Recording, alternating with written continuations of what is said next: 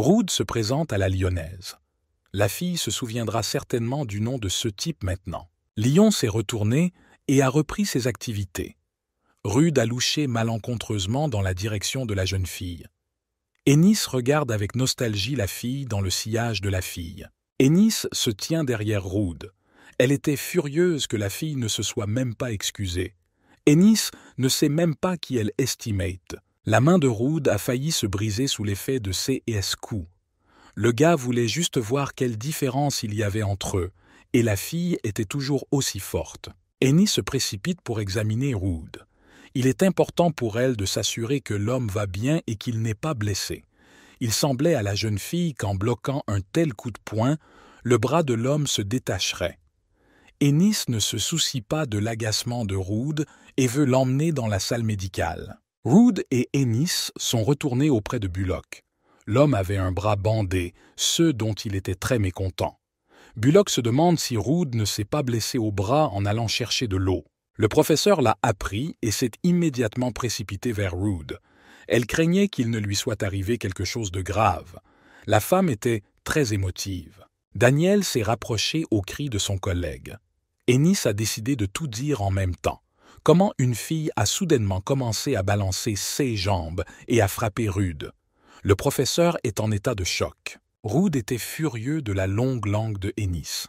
Après tout, la fille n'était pas du tout la sienne, et il n'y avait eu qu'une petite altercation. Rude ne pouvait plus arrêter les deux filles intéressées. Le professeur était étrangement curieux de savoir qui avait battu Rude. Ennis a immédiatement dit que cette fille était une élève de première année aux cheveux argentés et aux yeux jaunes qui était entrée à l'académie par le biais de recommandations. Le professeur et sa collègue Daniel ont immédiatement compris qu'il s'agissait de Lyon Claire de la classe D. Le professeur était furieux. Daniel, comme toujours, essayait de calmer Madame Claire, qui était sur le point d'entrer immédiatement en conflit avec les autres élèves. Les étudiants se sont retournés en entendant les cris inquiétants du professeur. Mais la femme ne pouvait pas et ne voulait pas tolérer une telle chose. Ce n'est pas la seule fois où Lyon a frappé d'autres élèves, et encore moins un bon garçon comme elle pensait que Rude l'était. Daniel n'a pas demandé à Madame Claire d'être patiente, mais en tant qu'éducatrice, cette femme aurait dû trouver une solution plus raisonnable. Daniel a conseillé à Claire de ne pas s'en occuper sur le champ, de peur que le droit de punition ne revienne à M. Arthur de la classe D.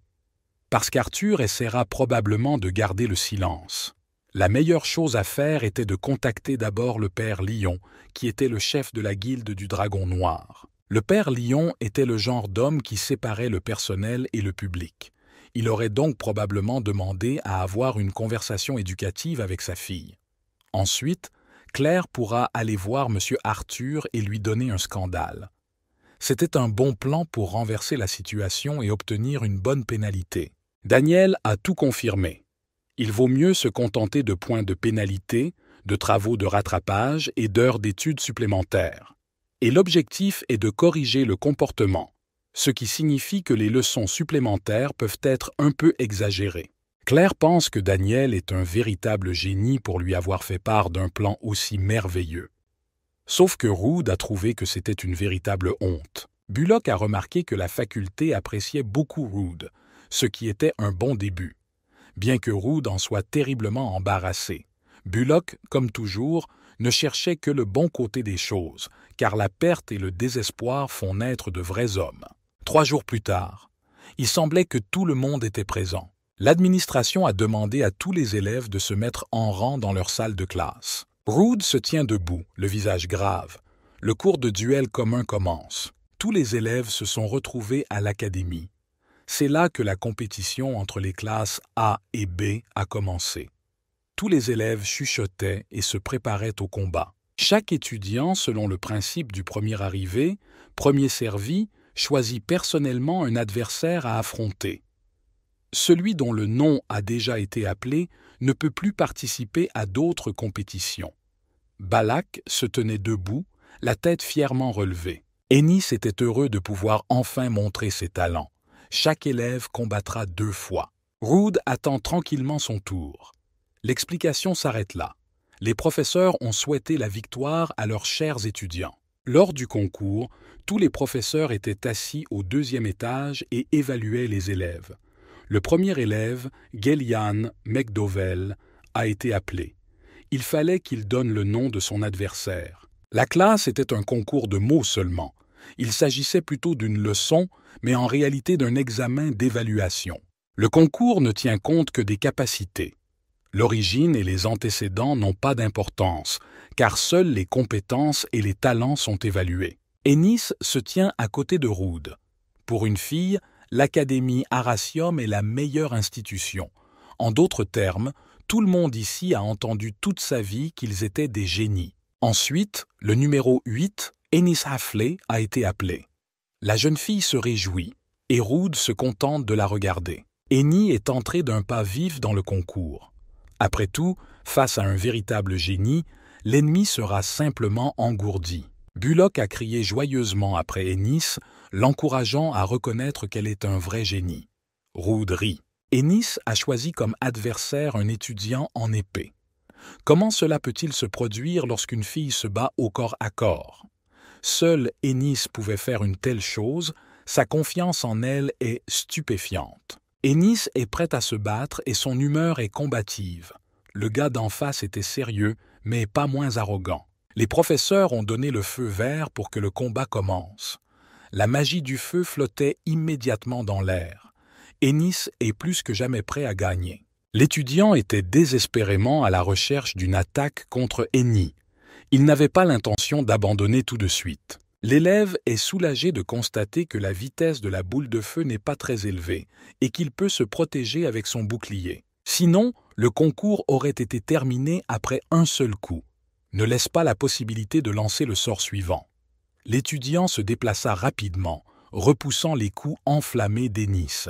Il était prêt à tout pour se débrouiller seul, pour se rapprocher au moins un peu plus de la victoire que de la défaite. Mais ici, Ennis se tenait déjà très loin de son adversaire. L'élève ne s'est pas rendu compte que la fille avait réussi à rebondir si loin. Le type n'a même pas eu le temps de lui donner un coup de poing.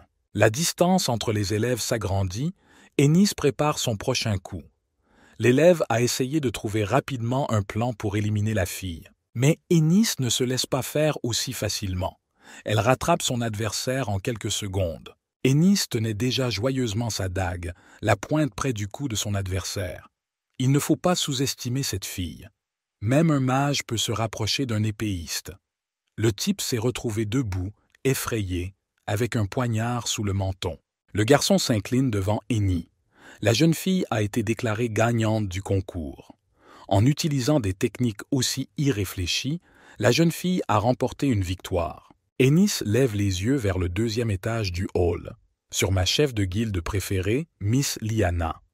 Elle a obtenu cette victoire juste pour elle. L'impératrice de la Flamme Blanche, Leana Chernica, a regardé Ennis s'affronter avec intérêt. Leana était heureuse de constater que la jeune fille avait remporté une victoire aussi intéressante. La jeune fille retourne vers le reste des élèves. Rood ne comprenait pas ce que pensait Ennis en s'approchant si près de l'épéiste. Ennis s'est complimenté auprès de Rood et Balak.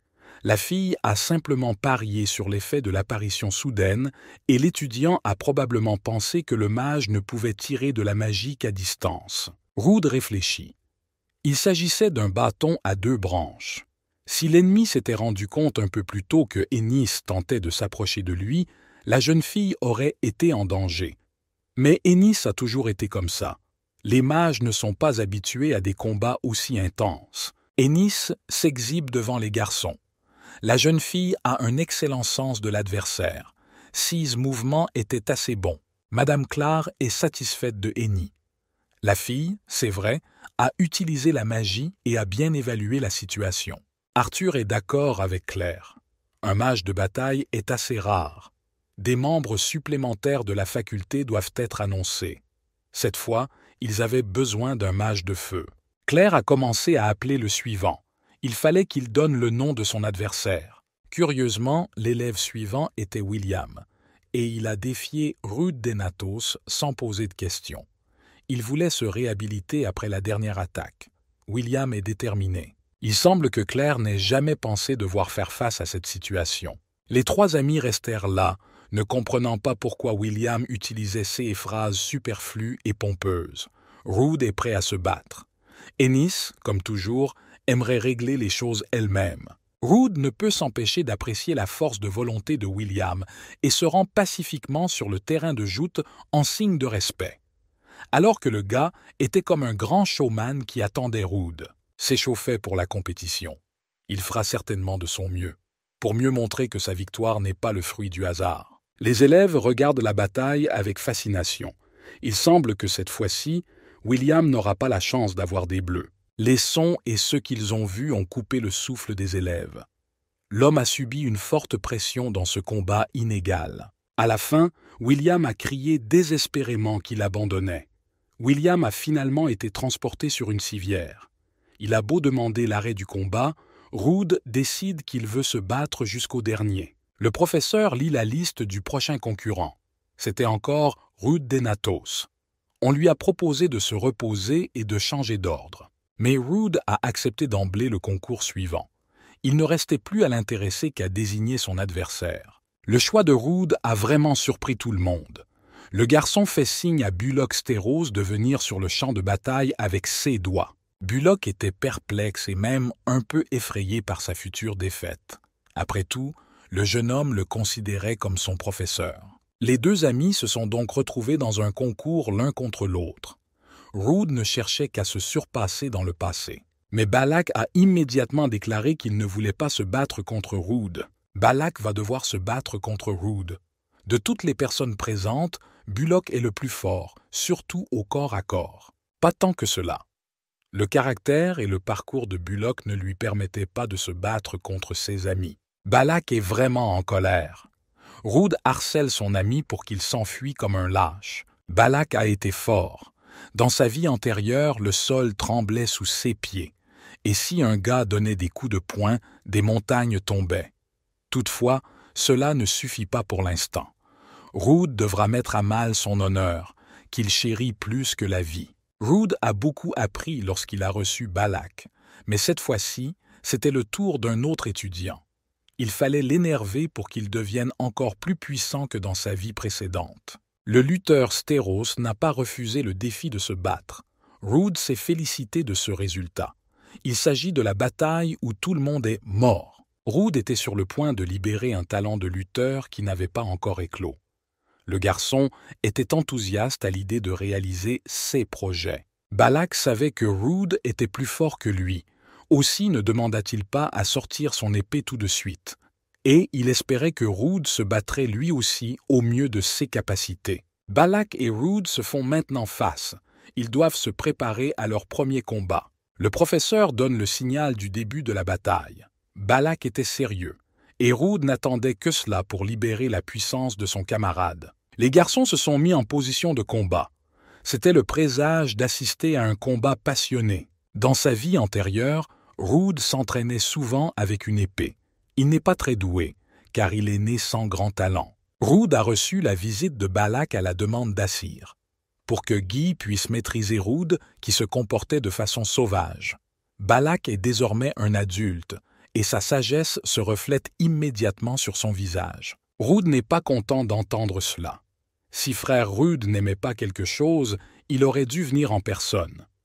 Pour Balak, la réaction de l'homme était trop dure. Après tout, il s'agissait de sa famille. Dans une vie antérieure, Rude s'était montré particulièrement grossier à l'égard de son frère. Il a dit à Balak de se taire et de s'occuper de ses affaires. Rude a traité Balak de sanglier. Balak ne se considérait pas comme un sanglier et ne comprenait pas pourquoi Rude était si opposé à son frère. Rude saisit Bullock par la chemise. L'homme était terriblement en colère. Il n'aimait pas le fait que Balak se mêlait toujours de ceux qui ne le regardaient pas. Cette fois-là, Sterros a déclaré qu'il ne refusait pas le défi de se battre. Rude était en colère comme un petit enfant. Il n'avait personne pour l'aider à s'en sortir, car il était en colère contre son propre frère qui l'aimait plus que tout. C'est après cet appel. Balak a réussi à envoyer Rude au tapis dès le premier coup de poing. Malgré la défaite, l'homme continue d'être en colère. Balak s'assit tranquillement et attendit. Mais Rude ne comprenait pas comment un sanglier pouvait développer une telle force. Mais même dans sa vie antérieure, Balak pensait que Roud d'Enatos était assez fort, même si ce dernier était plus fort que lui. L'homme a donc calmement remis l'épée à son camarade. Roud a dû admettre qu'après avoir combattu Lion et l'abruti William, son niveau n'était pas suffisant pour intégrer de vrais talents. Voici Balak en train de peser de tout son poids. Le type a accéléré et a serré les poings. Les pas rapides de l'homme font trembler le sol. L'homme a couru comme l'éclair vers son adversaire. C'était un étudiant intimidant. Les poings des étudiants se croisent. Le premier coup est sur le point d'être porté. Curieusement, Balak manque son coup de pied au menton. C'était incroyablement douloureux. Balak a continué à recevoir des coups violents. Il s'agit d'une défaite majeure. Le pauvre n'arrivait pas à saisir l'air et à garder l'équilibre. Le corps de Balak se désagrège sous l'effet des coups de poing. Balak n'a pas abandonné. L'homme s'est battu avec ses mains et a attrapé Roud par ses vêtements. De telles tactiques déconcertent Roud. Balak a beau essayer de frapper et de mettre son adversaire à terre, Roud ne cesse d'esquiver les mains de son camarade. Roud a essayé de prévoir les mouvements de Balak. Le garçon ne se lasse pas d'observer attentivement son adversaire. Roud décida de passer à l'offensive pour tenter de réveiller le véritable pouvoir de son camarade. Balak pensait que Roud s'en était pris à ses attaques. Mais pour Roud, c'est le vrai jeu et il considère son camarade comme un psychopathe parce qu'il a attaqué à découvert. Balak avait l'air d'un gros tas de muscles. Le gars ne comprenait pas pourquoi Ruda n'avait même pas une égratignure après plusieurs coups durs. L'âme d'un lutteur est dans ses muscles. Les stéros sont une race de lutteurs du Nord et de fanatiques musclés. Leurs muscles, qui se sont transformés au fil des ans, sont plus solides qu'une armure de fer. On peut remarquer la différence de structure corporelle par rapport à un humain normal. Les corps des stéros étaient eux-mêmes au lieu de la lance et du bouclier. Balak se lance dans une nouvelle attaque. Si ses coups habituels n'ont pas fonctionné sur Roud, il aurait dû essayer autre chose. Mais Roud a été plus rapide cette fois-ci. Les actions du camarade ont été très frappantes pour Balak. Non seulement Balak doit agir vite, mais il doit aussi utiliser des techniques complexes qui ne seront pas faciles à suivre. Le type était en colère, et cela a suscité en lui une rage particulière. Cependant, il est impossible de pénétrer l'armure de Stéros. Les vêtements de l'homme déchiraient ses muscles. La fureur a pris le dessus. Roud a donné un coup de poing violent à la poitrine de Balak. Il ne s'attendait pas à pouvoir écraser un combattant comme lui avec cette arme. Cependant, même l'armure de Stéros n'était pas la plus impénétrable. Balak a toussé à cause de la grève.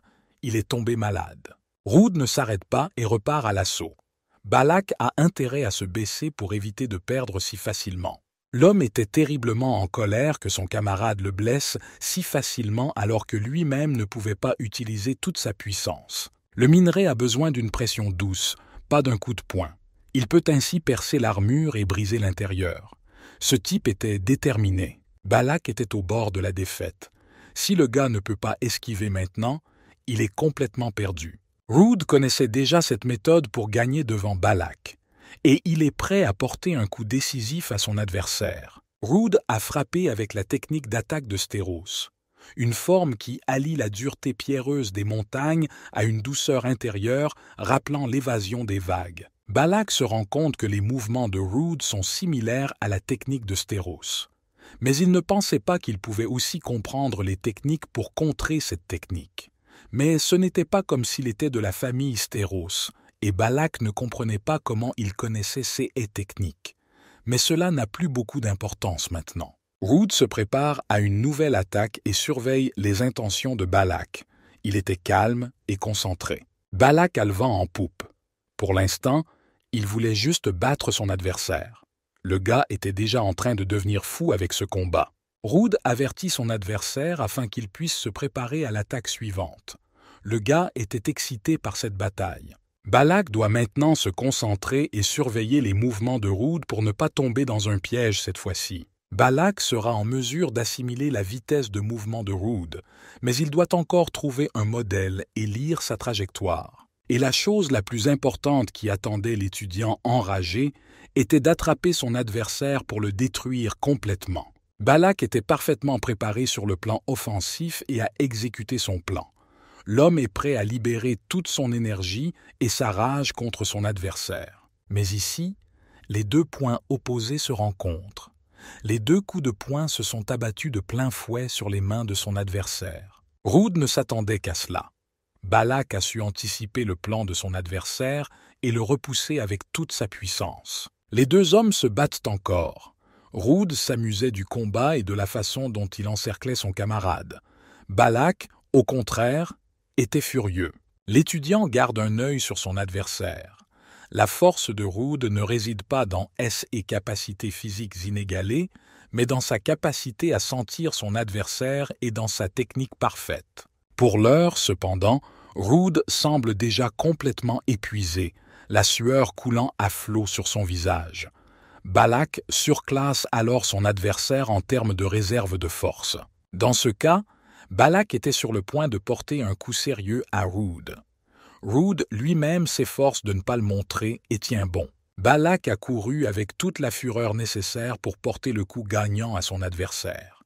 Le type qui s'est battu avait l'air assez intimidant, et peu de gens, voire aucun, ne voudraient d'un tel adversaire. Mais Rude n'a même pas essayé d'esquiver.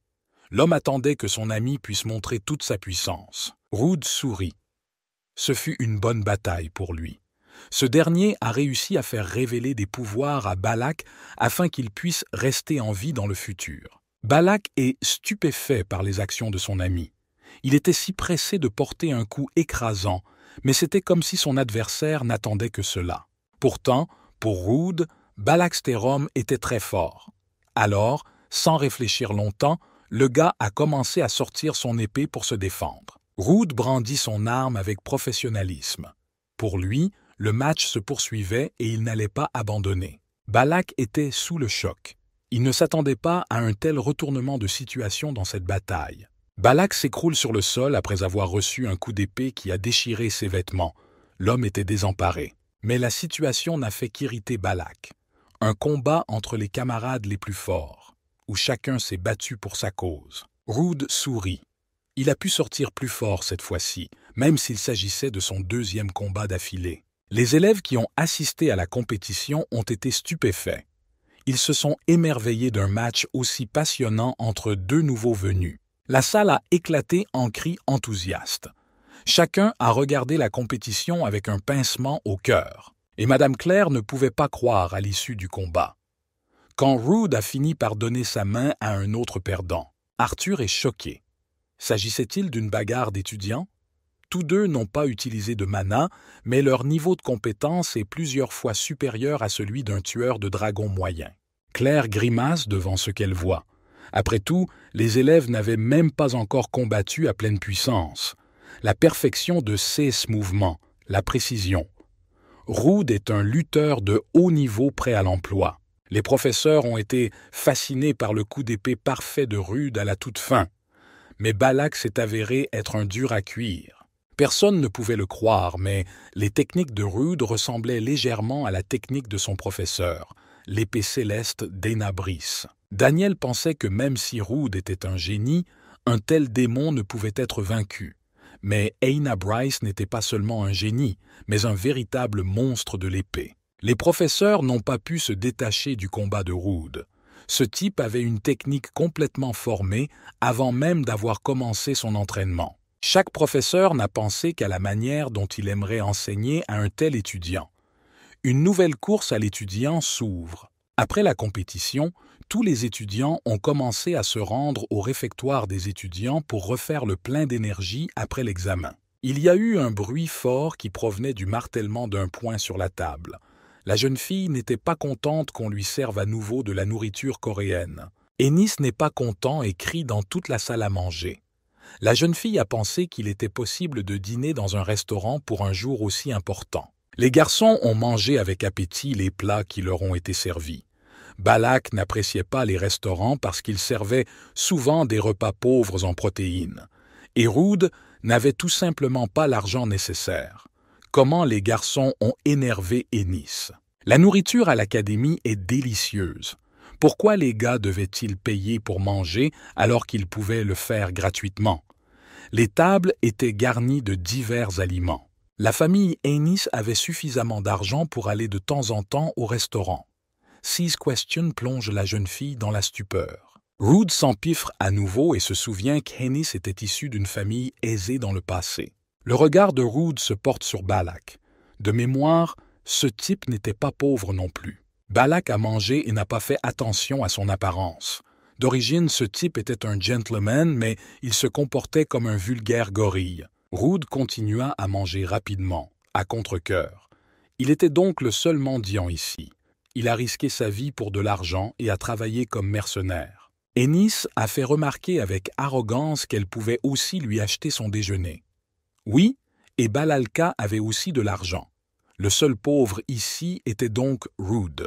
Rude se fâche et tape du poing sur la table. Le gars a crié fort.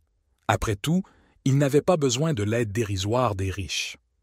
Ennis fut surpris et avait déjà pensé que Rude avait adopté la façon de parler de Balak. Balak a failli s'étouffer sur ce coup-là. Balak n'arrive toujours pas à s'éloigner des cris de Rude. Les chefs de guilde s'étaient déjà introduits dans le réfectoire des étudiants et étaient à la recherche d'un étudiant. Ennis et Rude se sont retournés à C.S. Bruit. L'un d'eux a pointé son doigt vers l'élève et a attendu la confirmation d'Abel pour savoir s'il s'agissait du même que celui qu'ils avaient trouvé. Les chefs de guilde s'avancent hardiment vers la table des étudiants. D'autres élèves se sont retournés en voyant les nobles invités.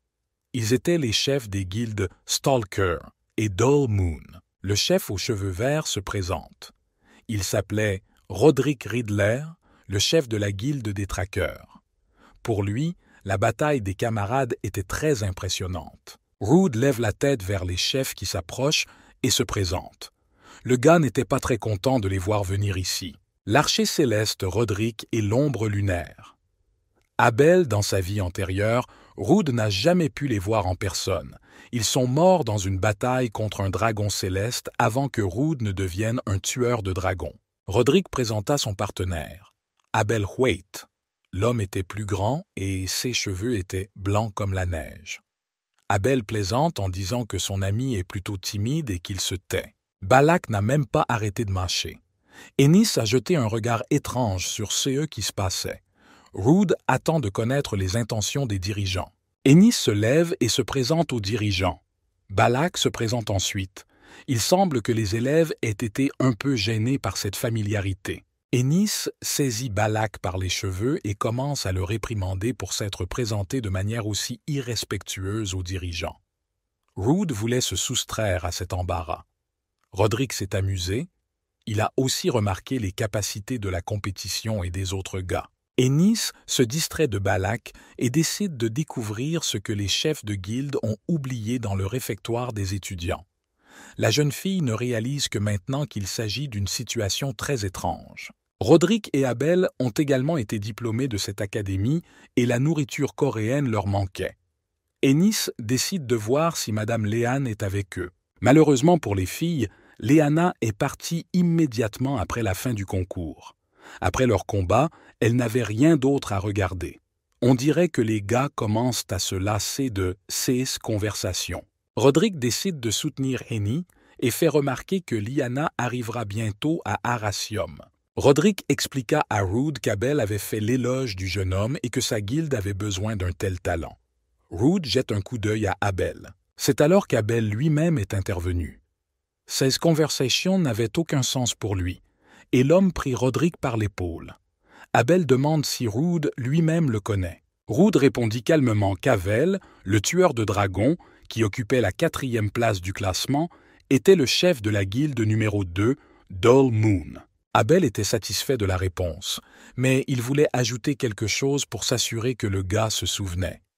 Si Dull Moon est en 2e position, ce n'est pas parce qu'il est inférieur à Guild Sacred Fire de quelque manière que ce soit. Roderick se sentit gêné, ce qu'il essaya de cacher par un sourire. Rude se sentait en pleine possession de ses moyens. Ils vinrent le trouver pour l'informer qu'ils avaient tout de suite remarqué qu'il était bon au combat.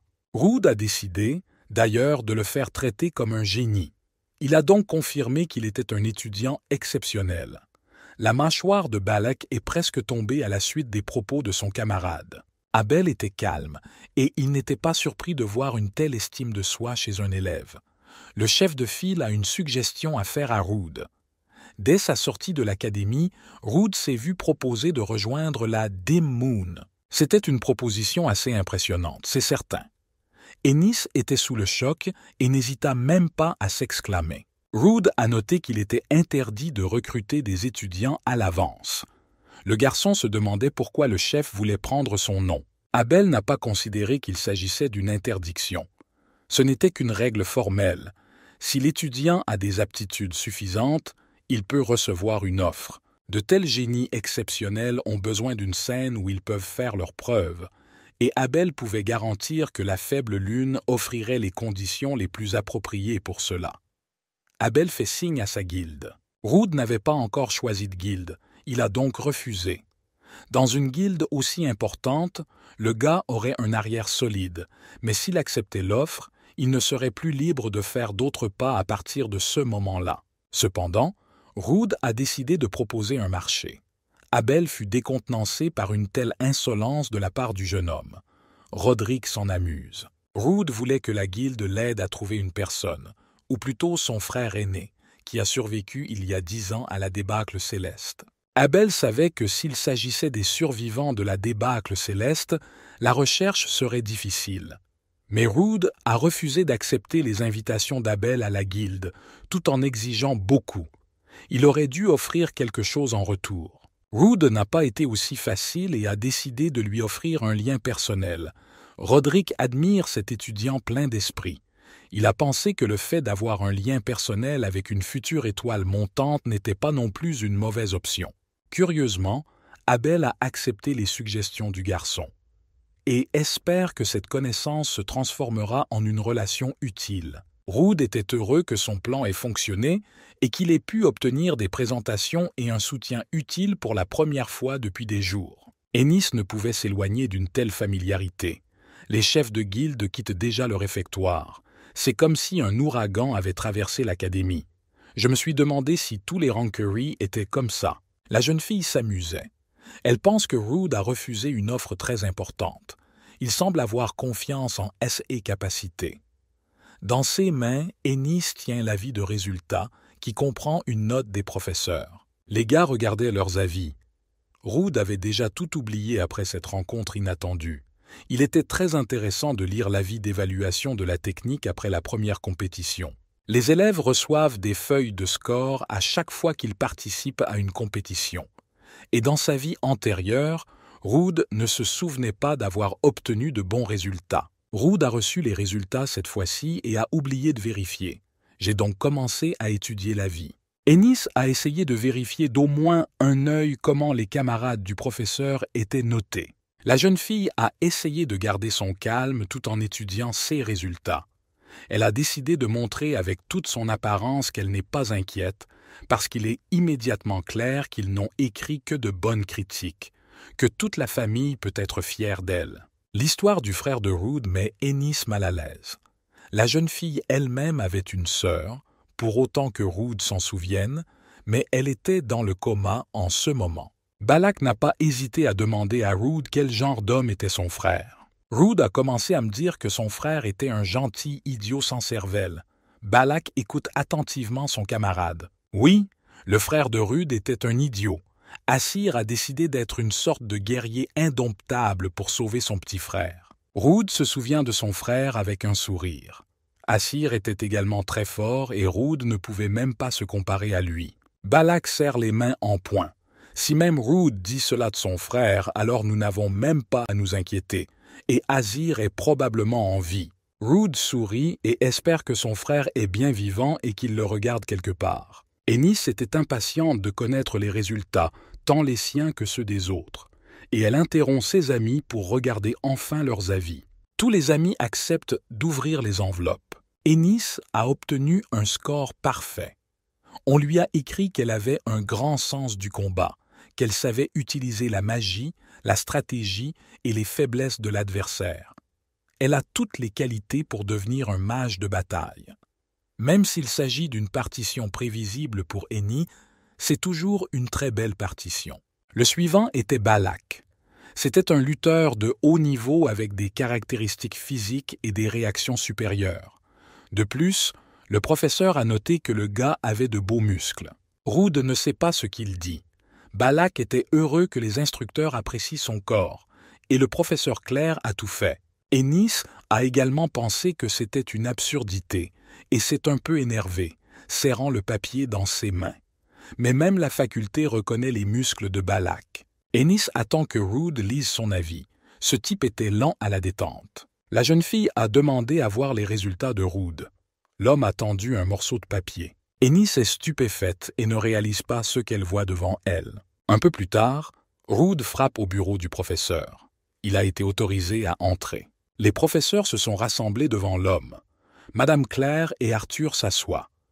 Damian et Daniel se tiennent à ses côtés. Tout le monde regarde Roode. Arthur porte ses mains devant son menton. Enfin, Roode est arrivé. L'instructeur d'Arthur est immédiatement devenu bon enfant. L'homme invite Roode à entrer et lui demande de s'asseoir confortablement. Arthur décide de s'enquérir de l'intégration du jeune homme à l'académie. L'homme s'est mis à transpirer. Il obéit à la faculté. Madame Claire sourit. La femme lui a immédiatement proposé du café et des biscuits en précisant ce qu'il aimait. Daniel s'est également connecté sur une attaque de Roode. Le professeur décide de s'occuper du jeune homme en lui rappelant qu'il fait encore froid et qu'il devrait enfiler un vêtement d'extérieur. Derrière Roode, le professeur Damian se tient en silence. Le garçon décida de clarifier la raison pour laquelle il avait été convoqué après tout. Roode a décidé de poser directement la question. Il semble qu'il s'agissait avant tout pour l'étudiant de choisir un mentor. Arthur a confirmé que Roode avait visé juste. L'étudiant semble savoir ce que signifient toutes ces signatures sur la feuille d'évaluation.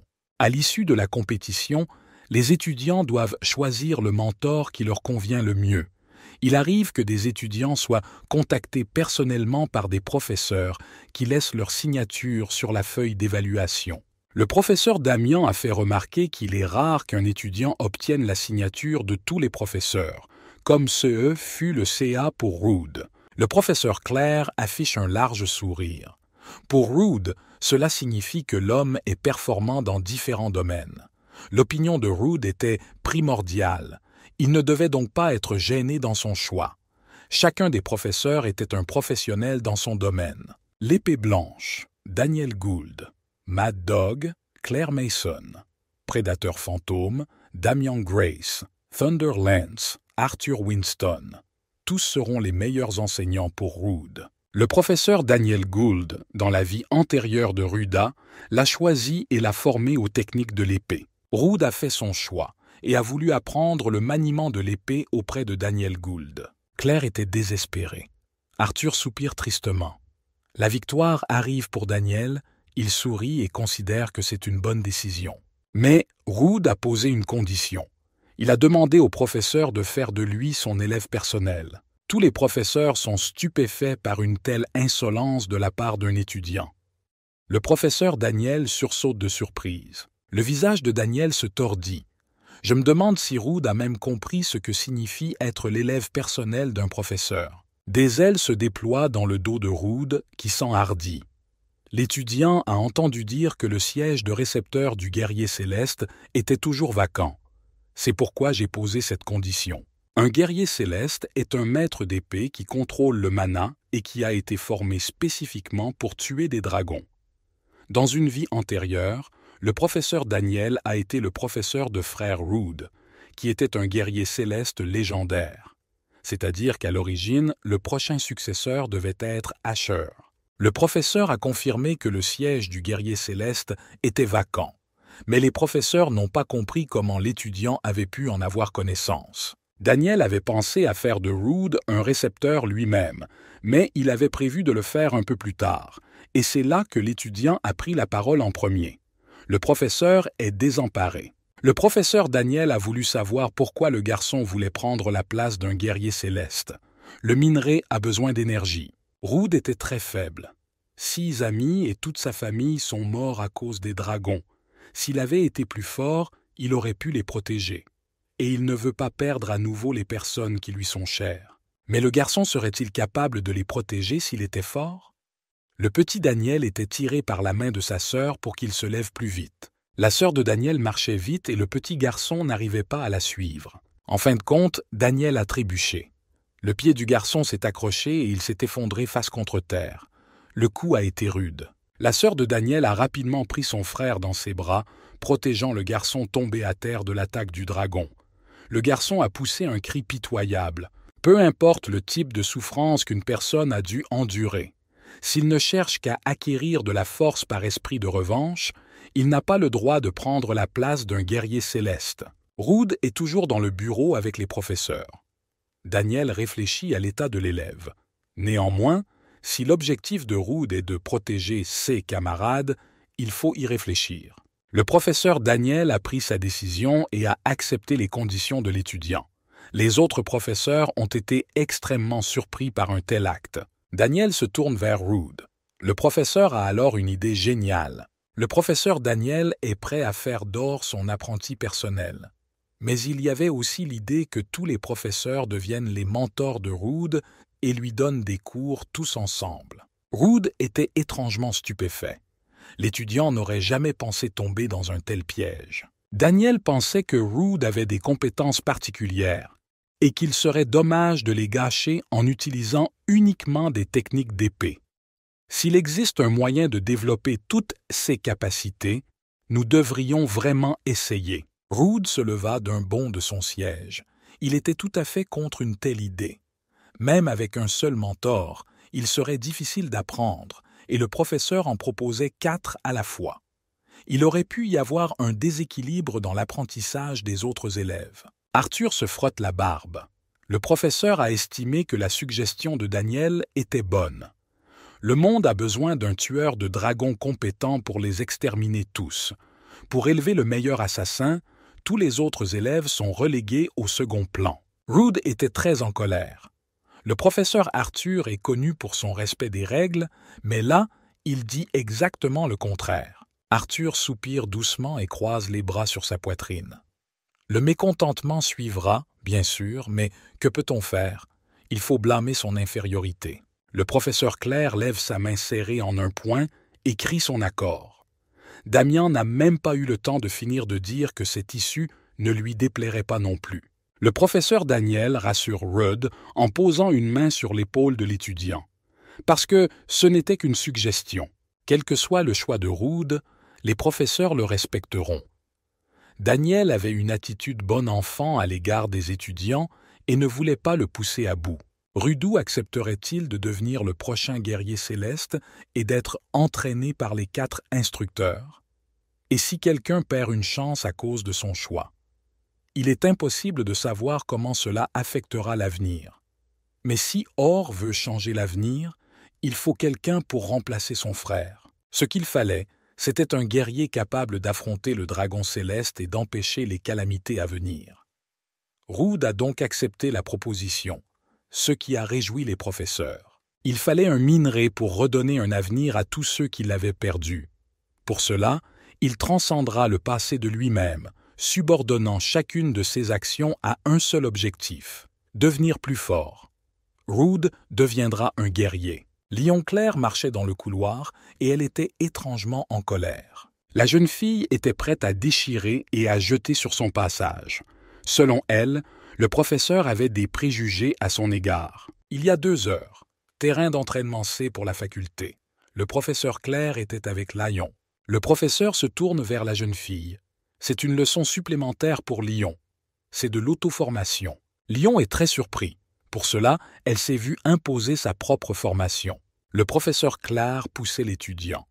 Puisque celui-ci l'avait compris, elle aurait dû prendre une pause au lieu de rester debout. Le professeur s'est rapidement jeté sur Lion avec un regard fou. L'étudiante aurait pu mourir alors qu'elle n'en avait pas besoin. Lion a reçu des coups très douloureux de la part du professeur.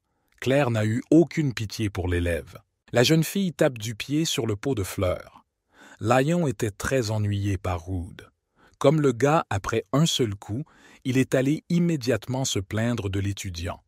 Mais la fille elle-même l'a mal compris et a blessé la main de l'homme, et c'est sa faute. La jeune fille s'est accroupie sur les marches. Elle ne pouvait pas croire qu'à cause d'une seule fois, ils allaient immédiatement lui donner des points de pénalité et l'obliger à nettoyer. Et ce cours supplémentaire était clairement une excuse. La jeune fille sanglote de ressentiment. À cause de tout ce qui s'est passé, elle s'est également disputée avec sa mère. La douleur intérieure était pire que la blessure fraîche sur son corps. Les larmes de Lion tombent sur ses mains serrées en poing. Rude a marché. Il était mal à l'aise en regardant la jeune fille assise et il espérait qu'il pensait que Lion pleurait. Rude a pensé à Lion. Cette fille avait un sang-froid tel qu'on pouvait douter qu'elle pleurait vraiment. Une fille comme elle a donc des larmes. Rude se replonge dans les souvenirs du passé. L'époque qui suivit la mort du chef de la guilde du Dragon Noir lui revint à l'esprit. Dans sa vie antérieure, Lion était une enfant ordinaire, jusqu'à la mort de son père adoptif, le chef de la guilde du Dragon Noir. Rude n'était alors qu'un garçon, lui aussi.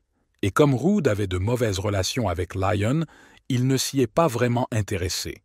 Ces circonstances ont transformé une jeune fille de 17 ans en un véritable démon.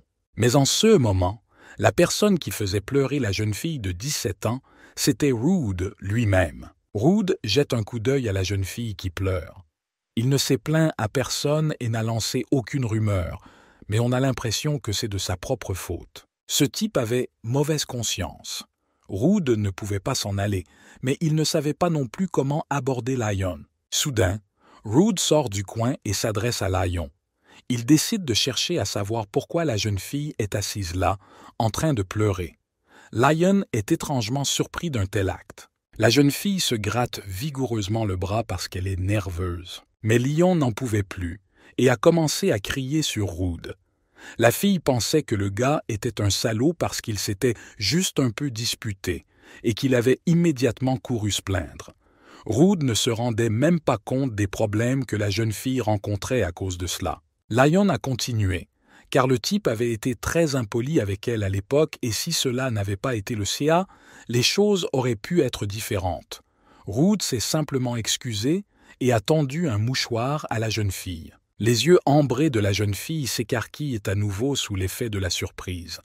Lion a tout entendu, mais n'a pas pu y croire. Rude n'a cessé de s'excuser d'avoir été impoli avec la jeune fille et d'avoir dépassé les bornes. Le garçon détourne le regard et semble embarrassé. Lion prend le mouchoir de Rude. La jeune fille n'arrive pas à croire qu'il vient de décrocher et de s'excuser. Le type expliquait qu'il ne relevait pas de Lion. Les rumeurs lui font honte. Mais sa petite amie est allée tout raconter au professeur. Lion ne comprend pas. S'il s'est excusé si facilement, ce n'est pas si grave. La jeune fille n'est pas timide et laisse sa morve couler sur le mouchoir de Rude. Le type était furieux. Lion a demandé de ne pas espérer que Rude cesse d'être en colère contre lui si facilement après ses excuses. Il a souri et plaisanté. Il n'a pas du tout demandé à Lion de se moucher dans son mouchoir. Lion a accepté les excuses de Rude, car la balle était également de sa faute. Mais si un homme harcèle une fille, elle ne va pas se laisser faire. Rude acquiesça et décida d'essayer d'éviter la fille. Lion deviendra très forte sans l'aide du minerai.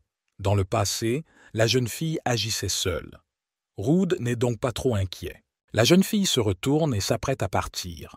En guise d'adieu, elle laisse Rude lui dire bonjour. L'homme est un peu décontenancé et ne comprend pas le message de la jeune fille. La jeune fille s'est retournée. Lion s'est mis en colère à cause de cette question. Elle voulait dire qu'elle ne verrait pas d'inconvénient à ce que Rude lui dise bonjour. Rude sourit à Lion. Il ne s'attendait pas du tout à voir la fille dans cet état. Lion marchait et se maudissait d'avoir dit minerai. Les amis ne viendront pas si Lion fait des choses qu'elle n'a jamais faites. Rude est apparu dans le dos de Lion. La jeune fille est effrayée par cette attention.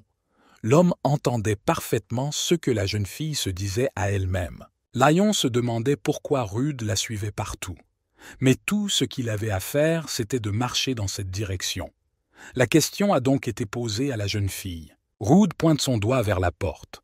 Il a dû se rendre sur le terrain d'entraînement de la faculté, s'interroge Lion. La fille se dirigeait elle aussi vers le terrain d'entraînement. Rude est stupéfait. Devrait-il vraiment s'entraîner ensemble?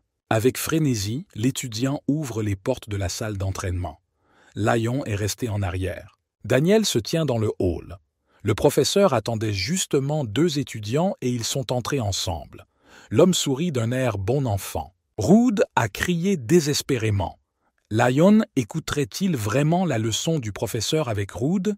Il s'est avéré que le professeur lui-même avait demandé à la jeune fille de le faire. Rude était en colère et je ne peux pas le croire. Dans une vie antérieure, le mentor de Lion était le professeur Clair.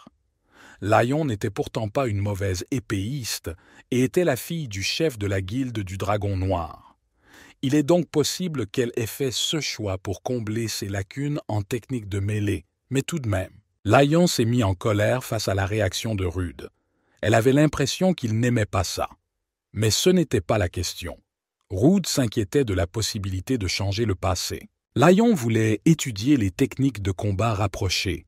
Pour combattre les dragons, c'était tout simplement nécessaire, et la jeune fille utilise une épée à une main à tranchant unique.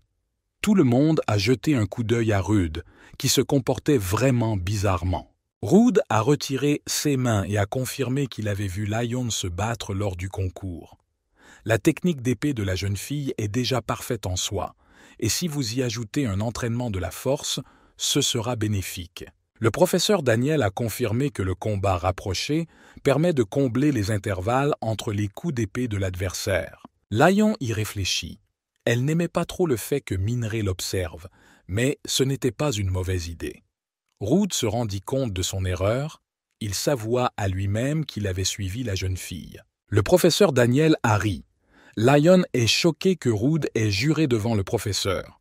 Rude a tenté de justifier que tout cela était dû aux propos de Lion. Lion sourit. La fille a prévenu le gars que s'il essayait de se distraire, elle se plaindrait de Rude en moins de 3 secondes. Rude est devenu complètement fou. Il ne peut pas s'y habituer. Il essayait de savoir si Lion avait déjà été comme ça auparavant. Lion décide de voir où Rude veut en venir. L'étudiant pensait que la fille choisirait la signature du professeur Clair plutôt que celle du professeur Daniel. Lion ne comprend pas de quoi il s'agit.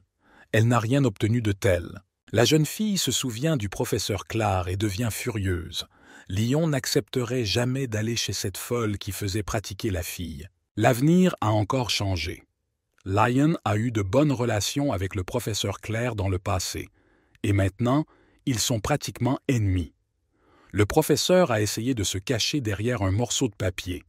Tout le monde savait que Rude en était la cause. Si vous vous souvenez bien, c'est le professeur Daniel qui a élaboré le plan et l'a dicté lui-même à Madame Clair. Mais la raison d'être de tout ce plan, c'est bien sûr Rude. Le professeur Daniel a décidé de changer de sujet et de parler plus tard. Il leur faut maintenant se rendre à l'étude de la leçon. Avant le début du cours, le professeur allait tout expliquer aux étudiants. Les étudiants se sont placés devant le professeur. Il y a plusieurs niveaux dans les techniques d'épée. Ils commenceront par des mouvements simples et progresseront jusqu'à la perfection. Le professeur Daniel était un épéiste hors pair. Bien que les 2 étudiants aient atteint le point où la théorie n'est plus vraiment nécessaire. Cependant, ils ont besoin d'expérience pour trouver leur propre façon d'appliquer vos connaissances. Les étudiants ont écouté attentivement le professeur. Une formation adéquate est nécessaire pour qu'ils acquièrent la bonne expérience. Le professeur a senti son pouvoir et a éclaté de rire. Les élèves effectueront des séances d'entraînement indépendantes. Lion et Rude n'ont pas semblé ravis. Un jour ou l'autre, ils devront apprendre à se battre les uns contre les autres. C'est la fin de leur leçon. Les étudiants épuisés se sont immédiatement effondrés sur le sol. Le professeur Daniel a souri. Les étudiants combineront des sessions individuelles avec des sessions collaboratives, comme aujourd'hui. Le professeur a souhaité un bon week-end aux étudiants, et pour que les élèves aient de l'énergie pour la semaine prochaine. Le professeur quitte déjà la salle d'entraînement. Les élèves épuisés tentent de se remettre sur pied et de se lever. Lion fait reculer Rude. La jeune fille avait déjà dit à Rude qu'il devait être plus prudent dans ses expressions. Mais si Lion avait travaillé comme mercenaire comme Rude, elle aurait commencé à jurer comme lui. Rude demanda à la jeune fille si elle était fâchée de n'avoir pas eu grand-chose à faire, se contentant de se faire piquer. La jeune fille n'en est pas gênée. Ils ont perdu à cause de leur faiblesse, mais ils sont venus ici pour apprendre. Rude s'allongea et écouta la jeune fille. Mais même pendant les cours, le professeur Daniel s'est beaucoup livré aux étudiants. Lion a suggéré d'essayer de s'entraîner avec le professeur Claire pour une fois. Comme ça, le gars se rendrait compte qu'il y a encore des fleurs ici. Rude est très surpris. Rude a demandé à ce qu'on en reste là. Lion a applaudi et a pensé que l'homme se sentait coupable. L'élève a soufflé et s'est préparé à partir. La jeune fille s'émerveille. Si le gars se sent vraiment coupable, qu'il enseigne sa technique à Lion. Rude s'est mis en colère. Pourquoi aurait-il soudain besoin de s'occuper de la formation de Lion? Lion a saisi Rude. Le gars a dit lui-même que la fille manquait d'habileté au combat.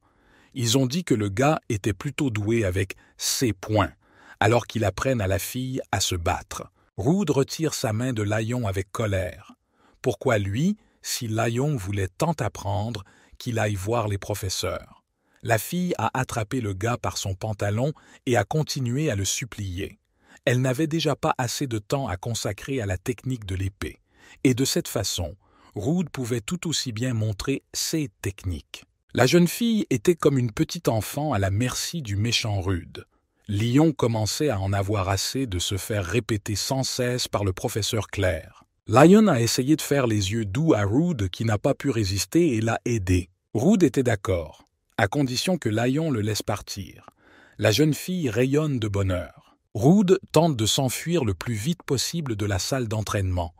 Mais Lion a dit au garçon de ne pas oublier sa promesse. Rude est désespéré. Guy n'arrive pas à s'habituer à la différence avec son ancienne vie. Rude était tellement bouleversé qu'il ne pouvait même pas refuser Lion. L'homme pensait à Lion. Rude espérait qu'il n'avait pas accepté car elle avait l'air très gentille. Lion fera partie de l'équipe principale du raid. Le gars a donc intérêt à se lier d'amitié avec la fille. Rude réfléchit. Peut-être que c'est l'inverse, mais ce n'est pas une mauvaise idée. Puisque c'est le CS, le garçon pourra rembourser à la fille la dette qu'il a reçue dans sa vie antérieure. Une fois, Lion a osé demander d'enseigner à Or les techniques de combat. Rude fera tout pour que la jeune fille le regrette. L'Académie d'Aracium est située dans la capitale de l'Empire d'Altea. Les tueurs de dragons forts sont la force d'une nation.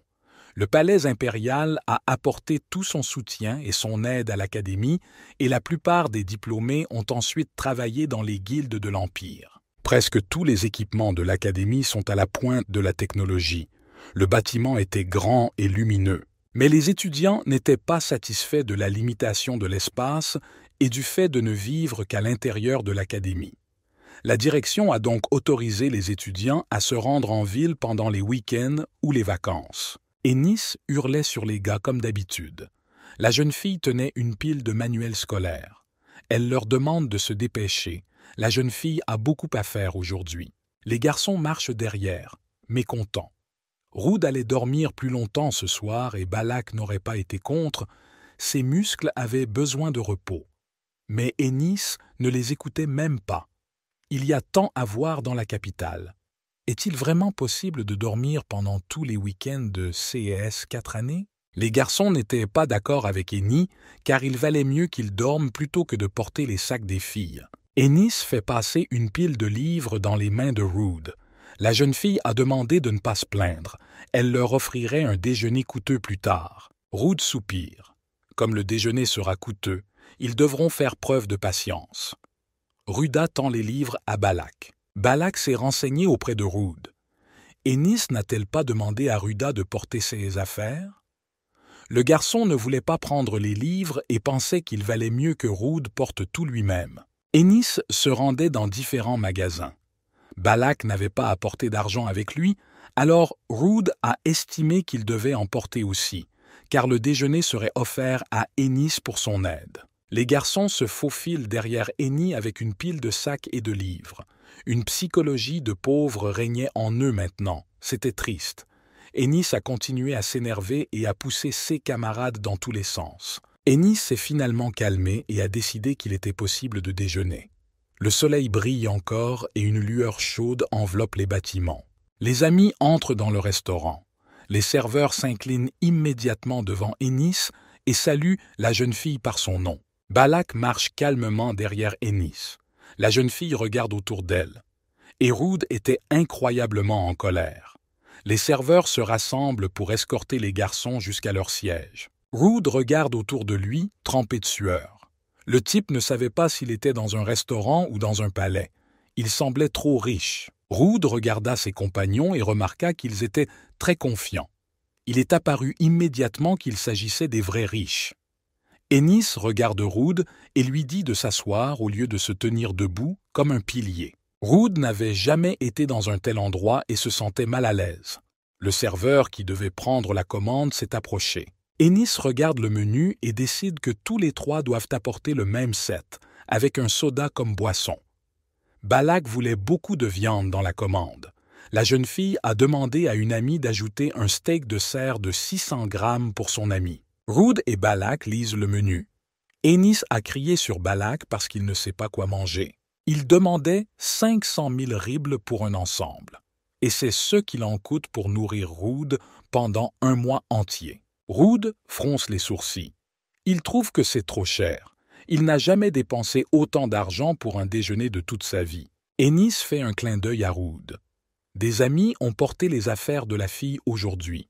Elle doit donc traiter ses assistants comme il se doit. Si Rude veut autre chose, il n'a qu'à le dire. Balak s'excite et décide de demander plus de nourriture. Mais Ennis a dit au type de se taire, parce qu'ils avaient déjà ajouté de la viande à sa commande et qu'ils n'en avaient jamais assez. Balak est exsangue. Ennis n'était pas aussi aimable avec lui qu'avec Rude, même si ce dernier portait aussi des sacs. Les serveurs ont servi les assiettes avec leurs commandes en leur souhaitant un bon appétit. Rude est abasourdi par la façon dont la table a été mise. Une multitude de plats ont été apportés qui ont fait tomber la mâchoire d'un homme. Balak a immédiatement commencé à manger sa viande. Le goût était excellent pour le gars et aussi bon que celui de leur chef de famille, sauf que les portions étaient petites et qu'il valait la peine d'en commander d'autres. Balak craint pour sa vie et est en sueur. Ennis a planté le couteau devant le gars et lui a dit une fois de plus de se taire puisqu'il n'avait pas compris la première fois. Mais un instant plus tard, la fille souriante de Ennis s'est tournée vers Rude pour s'assurer que le gars appréciait tout. La fille était impatiente de servir ses plats au gars parce qu'elle avait déjà goûté à tout. Ennis voulait vraiment faire plaisir à Rude. Rude n'avait jamais mangé de la nourriture aussi chère, et il ne comprenait même pas quel en était le goût. J'ai pourtant essayé de le goûter. Ennis sourit en regardant Rude. Après avoir parlé du frère de Rude, il commençait à sentir un comportement trop amical de la part d'Ennis, et il commençait à s'inquiéter. Dans sa vie antérieure, Rude et Ennis n'étaient pas les meilleurs amis du monde. La fille a calmement traité l'homme de monstre et l'a menacé. La jeune fille était désespérément en colère, car elle avait toujours voulu s'occuper elle-même des dragons terrestres. Ennis était en colère à l'idée que Rude décide de se croire meilleur que les autres, ne gaspillant que du matériel. Rude a également crié en réponse à Ennis. Pendant le repas, même le chien n'est pas touché, mais la fille, malgré cela, harcèle toujours Rude avec colère. Ennis est de plus en plus agacée. Elle ne pouvait pas regarder Rude manger après l'avoir piégé avec une telle merde, pensant que ce type était pire qu'un chien. Rude était beaucoup plus habitué à voir Ennis si rude, mais honnête. Rude n'aimait pas que la fille fasse de la lèche comme ça. Rude décide de se tourner vers Ennis, mais la jeune fille se battait avec Balak. Ennis s'agrippe à la main de Balak et semble sur le point de mourir. La fille avait déjà dit une centaine de fois que le gars ne commanderait plus de nourriture. Il avait déjà beaucoup mangé, mais Balak l'a écouté et a continué à manger. Balak a craint pour sa vie. Ennis pensait que toute la nourriture était destinée aux muscles de Balak, et non à son cerveau. Ou bien, le cerveau de ce type était lui aussi entièrement constitué de muscles, parce qu'il n'y a pas la moindre torsion là-dedans. Si Balak touche encore au menu, Ennis lui coupera les mains. Balak recule, effrayé par Ennis. Ayant fini d'effrayer Balak, Ennis se retourne vers Rude et décide de lui répondre. Rude avait déjà changé d'avis sur le fait de parler à Ennis après ce qu'il avait vu. L'homme a décidé de remercier la fille de lui avoir offert un délicieux repas. Que Rude soit mal à l'aise, c'est toujours mieux qu'une attitude comme celle de Balak. Or doit se taire et continuer à manger. Balak ricane. Il est si triste de cette discrimination. Ruth soutint son camarade et Ennis lui adressa un sourire radieux. Ruth jette un coup d'œil à l'horloge accrochée au mur. Il est déjà 8 heures. Balak mangeait tranquillement tandis que Ennis regardait Ruth. Ruth s'est souvenu de ce qu'il avait à 8 heures du soir. C'est une époque dans laquelle il s'est retrouvé. Et c'est à ce moment-là que le gars a compris. Lion l'attendait à 8 heures du soir pour l'aider à étudier. Maintenant, Ruth est en retard. À ce moment-là, Lion a crié.